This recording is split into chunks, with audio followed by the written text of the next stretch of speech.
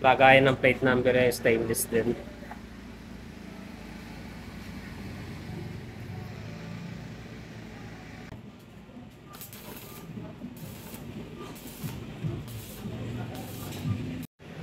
Pag tubular pala guys, ito yung gagamitin. Flap disc number 120. Yan, dyan.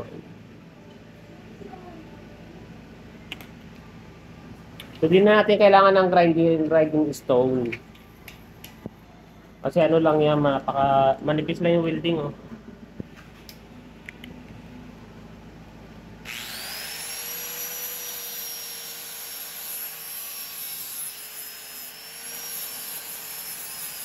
Pag ganun sa grinder, oh. Pag ganun, no? Para lahat damay.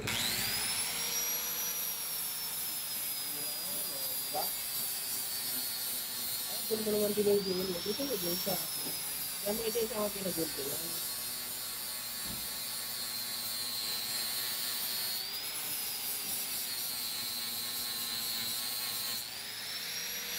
Tapos ang kalimutin mo yun, eh.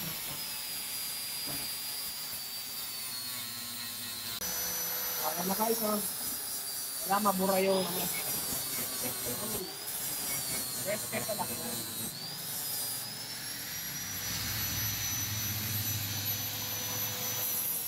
Bale, ang ginamit ko dyan, arc welding lang muna.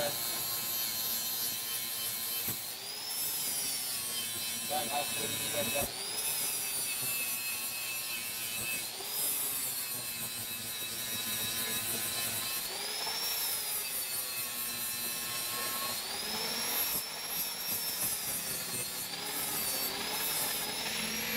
Napura na yung buhay.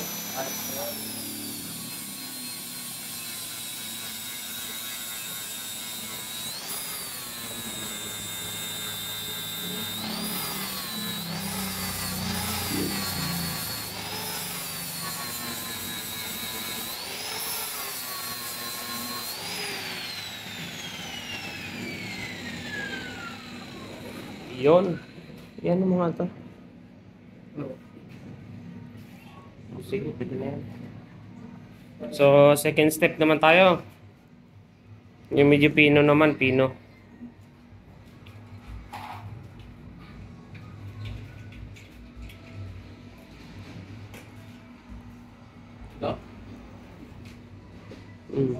Yung mga maliliit lang dyan.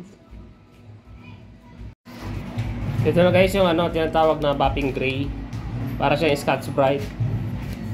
So buburahin niya yung tinamaan nung liha na 120. Palak mo na yan, medyo palak mo.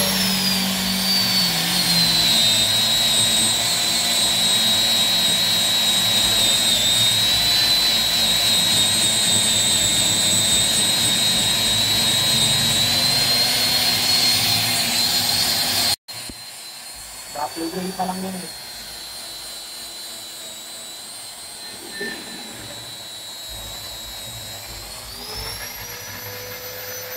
Ano pero ipakintab mo. Ipakintab mo. May sabon. So, sunod.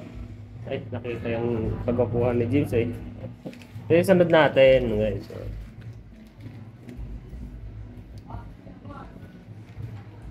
Pelt polishing wheel. Yan. Kumbaga tawag yan sa English, Bapping cloth. Bapping. Hihigpitan lang ni Master.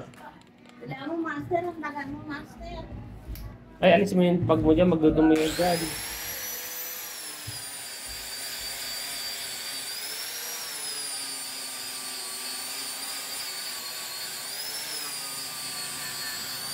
Okay, sir.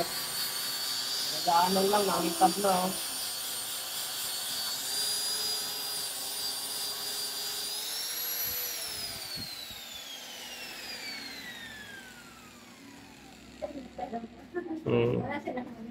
Ayos na.